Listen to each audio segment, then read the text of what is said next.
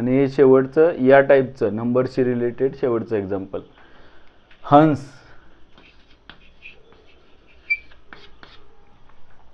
काही लोक group of स्वॅन्स म्हणजे हंस. एक काम करूया, टोटल नंबर ऑफ स्वॅन्स विचारलेले आहेत, किती आहेत, किती हंस तिथे आहे ते विचारलं आहे. आपण सुरुवात करूया. Let the total number of swans be x.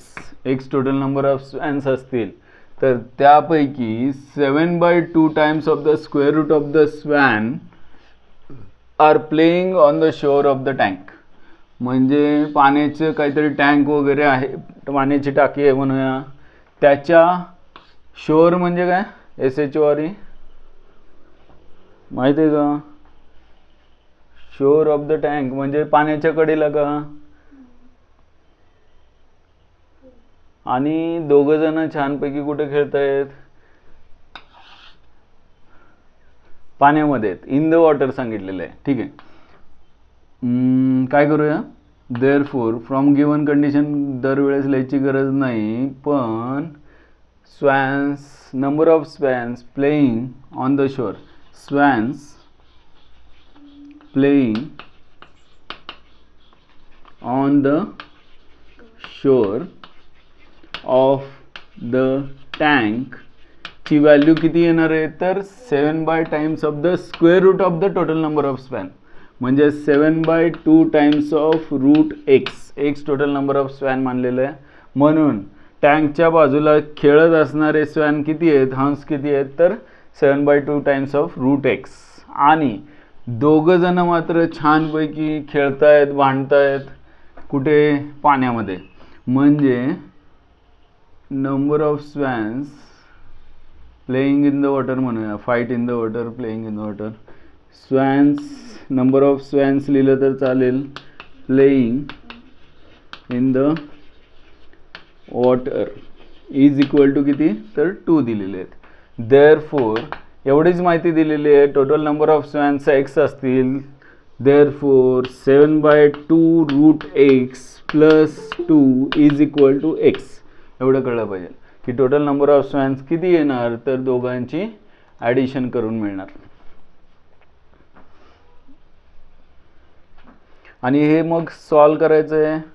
महत्त्वाचं हे क्वाड्रॅटिक इक्वेशन असं सहज तयार होणार नाही, त्यासाठी आपल्याला हे 2 एक्झाम्पल हॉट्समध्ये का आहेत याचं कारण असं की रूटच्या फॉर्ममध्ये कुठलंही पॉलिनॉमियल फंक्शनमध्ये व्हेरिएबल जो असतो त्याची पॉवर किंवा एक्सपोनंट हे 1/2 किंवा फ्रॅक्शनमध्ये नसतो, इंटिजर असला पाहिजे. म्हणजे रूट एक्स आपल्याला नको आहे. त्यासाठी काय करूया, put root x is equal to, तुम्हाला कुठला व्हेरिएबल आवडत असेल तो मानला तर चालेल, मी टी घेतो. Therefore x is equal to काय, t². टीच्या फॉर्ममध्ये इक्वेशन तयार करूया. म्हणजे 7/2 एक्सची व्हॅल्यू रूट एक्सला टी मानलेलं आहे, t plus 2 is equal to x आहे t². आता हे क्वाड्रॅटिक इक्वेशन तयार होईल. 2 मल्टिप्लाय करून घेऊया म्हणजे डिनॉमिनेटरमध्ये 2 राहणार नाही. बोथ साईडला 2 मल्टिप्लाय केल्यानंतर इथे येणार 7t plus 4 is equal to 2t². दोन्ही साईड राईटला घेतल्यानंतर 2t² minus 2t plus minus 4 is equal to 0. 2 सगळ्या टर्मला डिवाइड होत आहे म्हणून t² मायनस 7t, 2 नाही मायनस 7t मायनस 4, आणि मग डिवाइड होणार नाही. आता मग एक क्वाड्रॅटिक सॉल्व करूया. प्रॉडक्ट किती आला पाहिजे, ॲडिशन सबट्रॅक्शन किती आली पाहिजे, 2t² minus 7t minus 4 is equal to 0. Product आला पाहिजे 2 4 जा 8 मायनस 8 आला पाहिजे, म्हणजेच 8 1 जा 8 मायनस 8 प्लस 1. म्हणजेच फॅक्टराइज करूया 2t² minus 8t plus t minus 4 is equal to 0. दोन्हीमधून 2t कॉमन घेतल्यानंतर t minus 4 plus t minus 4 1 common घेऊया इज इक्वल टू 0. दोन्हीमधून t मायनस 4 कॉमन घेतले 2t plus 1 is equal to 0. म्हणजेच दोन फॅक्टर्सचा product equal to 0 आला असेल तर t मायनस 4 इक्वल टू 0 और 2t plus 1 is equal to 0. म्हणजे टीची व्हॅल्यू 4 येईल किंवा टीची व्हॅल्यू -1/2 येईल. टी म्हणजे काय आहे, टी स्क्वेअर काढूया अगोदर. टी स्क्वेअर काय येणार 16 और टी स्क्वेअर काय येणार इथे 1/4. आता टी स्क्वेअर आहे एक्स, एक्स म्हणजे नंबर ऑफ स्वॅन्स मानले होते आपण, म्हणजे एक्स 16 असू शकतो total number of swan, but एक्सची व्हॅल्यू ही 1/4 अशी फ्रॅक्शनमध्ये अर्धवट 1/4 असू शकत नाहीत, म्हणून X is not equal to 1/4.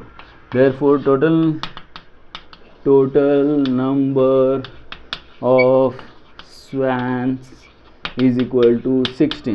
अशा पद्धतीनं आन्सर लिहिता येईल. बघा क्वेश्चन समजलं का? का वेगळा आहे? का हा हॉट्समध्ये फक्त एक छोटंसं कारण आहे की याच्यामध्ये इक्वेशन एकतर आपल्याला प्राणींची ओळख करून देता येते, कोण कुठे काय करतं हे कळतं आहे, आणि त्यापेक्षा महत्त्वाचं रूट एक्स आलं आहे. इक्वेशन जे फॉर्म होतं आहे त्याच्यामध्ये रूट एक्स आलेलं आहे, आणि रूट एक्स आल्यानंतर जे सबस्टिट्यूशन करायचं आहे ते रूट एक्सला टी म्हणून एक्सची व्हॅल्यू टी स्क्वेअर घेऊन मग सिम्प्लिफाय करून क्वाड्रॅटिक इक्वेशन येणार आहे.